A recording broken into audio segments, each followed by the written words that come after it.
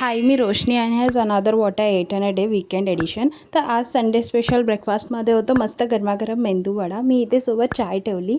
मेंदूवड्यासोबत होतं खोबऱ्याची चटणी, मस्त सांबर. आज हे दीदी, मम्मी, पप्पा मिळून बनवलं होतं, सो हे अजून जास्त टेस्टी बनलं होतं. मला मेंदूवडा, इडली, डोसा खूप आवडतो. सोबत मी मस्त गरमागरम चाय पिली आणि त्यानंतर माझ्या पप्पांनी कांदा भजी पण बनवले, ते पण खाल्ले. हे इतकं हेवी झालं की मी लंचच नाही केला. दुपारी मी खाल्ली खोबरं आणि बेसनची बर्फी. इव्हनिंगमध्ये मी माझ्या फ्रेंड्सना भेटायला गेली, सो आम्ही लोक डिनरला गेलो. स्टार्टरमध्ये आम्ही ऑर्डर केलं हे पनीर चिल्ली आणि इट वॉज 1 आउट ऑफ 10 कारण ह्याच्यामध्ये मीठच नव्हतं.